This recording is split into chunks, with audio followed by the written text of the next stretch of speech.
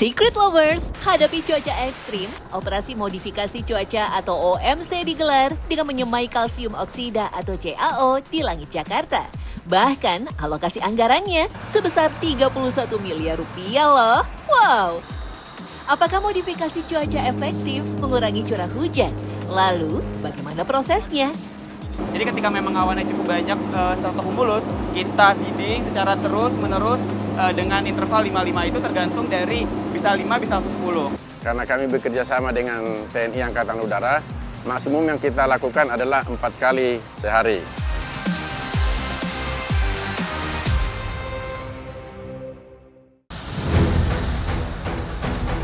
Akibat hujan deras, wilayah Jabodetabek masih dikepung banjir. BMKG menyebut cuaca ekstrim hujan dengan intensitas tinggi masih berpotensi terjadi di Jakarta, Jawa Barat, Banten, dan Sumatera.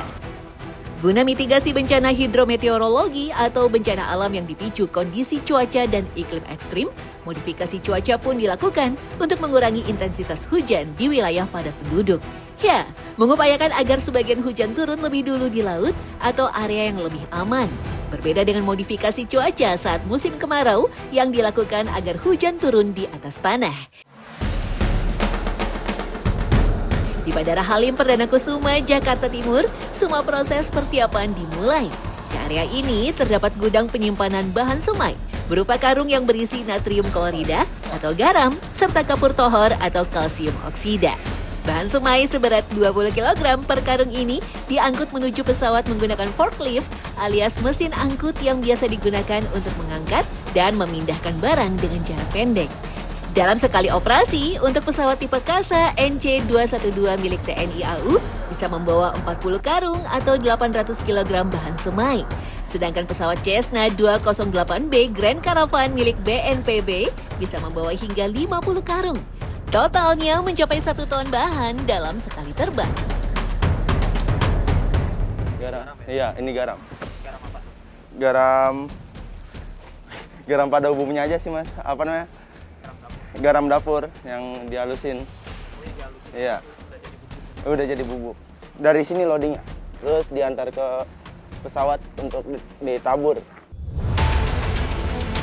Posisi awan menentukan jenis bahan yang dipakai. Kalau awan hujan terdeteksi di area Jabodetabek, penyemaian akan dilakukan menggunakan garam. Tujuannya untuk mempercepat proses turunnya hujan agar jatuh sebelum awan masuk ke zona rawan banjir. Sementara jika awan masih di luar wilayah Jabodetabek, terutama di wilayah perairan seperti Laut Jawa dan Selat Sunda, yang digunakan adalah kapur tohor atau kalsium oksida. Bahan ini membantu mengurai proses pembentukan butir air di awan, sehingga hujan turun lebih awal di luar kota. Sambil menunggu muatan siap di badan pesawat, pengecekan menyeluruh kondisi pesawat dilakukan. Mulai dari badan pesawat, sayap, mesin, hingga sistem kokpit. Tak lupa, sang pilot juga memastikan instrumen navigasi berupa alat penunjuk arah dan ketinggian berfungsi normal. Oke, kita sebelum take off biasanya kita menyiapkan pesawat ini sendiri.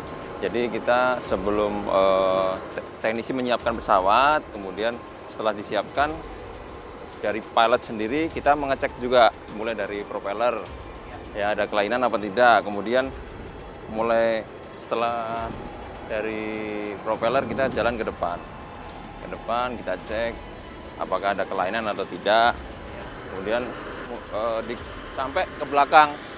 Jadi setelah selesai baru kita laksanakan briefing penerbangan di bawah pesawat, biasanya dengan kru yang lain, dengan flight scientist yang dari BMKG, dari BPPD juga.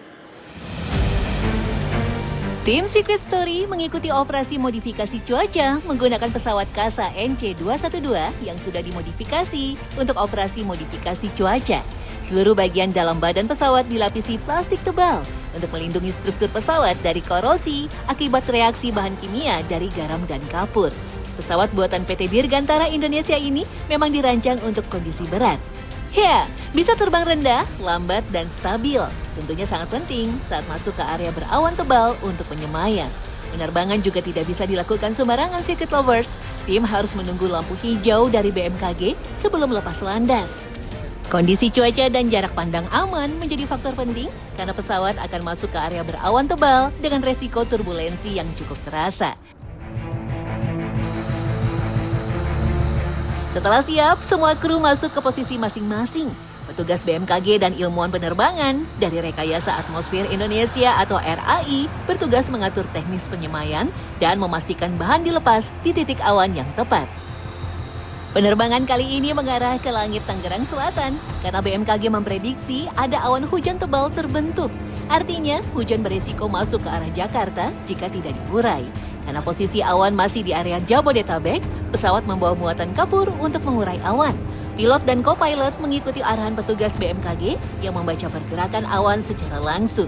Sedangkan ilmuwan penerbangan menghitung ketinggian, arah angin, dan posisi terbaik untuk penyemaian. Biasanya kalau penentuan rutenya itu nanti kita dapat arahan dari yang tadi setelah kita dari badan BMKG dan nanti dilihat potensi awan yang akan mengarah ke wilayah Jakarta itu di mana. Nanti kita coba mengarahkan dengan sudut radialnya berapa. Nanti kita ada heading awalnya, kita mulai start dari situ dan setelahnya kita bakal melakukan ketika awannya memang potensial untuk bisa ditebar dan kita akan tebar secara berputar. Rutenya tergantung dari bentuk jenis awan juga. Jadi bisa berputar juga. Pun kalau misalkan nanti memang ada sudah dilakukan pemutaran sekali, ketika memang mau pemutaran lagi, kita coba putar lagi dan kalau misalkan ada titik potensial yang lain awannya, kita coba ambil jalur lain dan lakukan pemutaran kembali begitu. Setelah memasuki titik yang sesuai, pada ketinggian sekitar 7.000 kaki, penyemaian dimulai secara manual. 2 kru TNI Angkatan Udara yang bertugas menyemai bahan melalui lubang dari paralon berukuran 4 inci. Mereka mengenakan alat pelindung diri atau APD lengkap dan tertutup karena bahan semai berupa bubuk halus seperti garam dan kapur tohor bisa berbahaya jika terhirup atau mengenai kulit. Dalam satu kali penerbangan, penyemaian tidak hanya di satu titik. Ada beberapa titik awan sekaligus yang menjadi sasaran. Setiap titik biasanya memerlukan sekitar 100 kg bahan semai atau setara 5 karung. Tapi jika awan terlihat sangat tebal dan padat, jumlahnya bisa ditingkatkan menjadi 200 kg atau 10 karung untuk satu titik. Penyemaian ini juga tidak sembarangan ya circuit lovers, tapi terarah ke jenis awan tertentu. Seperti stratocumulus, yaitu awan berlapis dengan gumpalan besar, nimbostratus, yaitu awan tebal pembawa hujan merata, dan cumulonimbus, awan menjulang tinggi yang biasanya membawa hujan deras dan petir. Ini 800 kg CAO dan sebenarnya kalau tadi saya 55 itu adalah itu tergantung dari banyaknya awannya gitu. Jadi memang selama tadi kan yang kita lihat bahwasanya di bawah kan banyak awan ya, awan-awan stratocumulus gitu ya. Itu bisa berpotensi yang bakal kita seeding tersebut. Jadi ketika memang awannya cukup banyak stratocumulus, kita seeding secara terus-menerus dengan interval 55 itu tergantung dari bisa 5 bisa 10 gitu. Tergantung dari jenis tingkat ketebalan awannya tersebut. Semakin tebal semakin banyak berarti. Iya, betul. Proses penyemaian berlangsung sekitar 30 menit. Pesawat berputar di sekitar titik awan sasaran, menyesuaikan posisi dengan arah angin dan pergerakan awan. Sejak operasi ini berjalan, intensitas penyemaian terus meningkat mengikuti kondisi cuaca. Selama bulan Januari 2026, BPBD DKI Jakarta sudah melakukan modifikasi cuaca sebanyak 34 kali. Kalau operasi yang dilakukan, kami dari BPBD Jakarta, karena kami bekerja sama dengan TNI Angkatan Udara, maksimum yang kita lakukan adalah 4 kali sehari.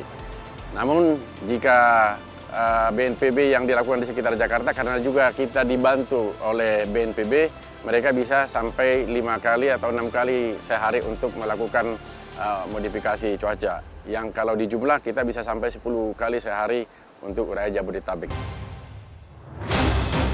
Oh iya circuit lovers, operasi modifikasi cuaca total anggarannya tak sedikit. Pemerintah Provinsi DKI Jakarta mengalokasikan dana sekitar 31 miliar rupiah untuk operasi modifikasi cuaca sepanjang tahun 2026.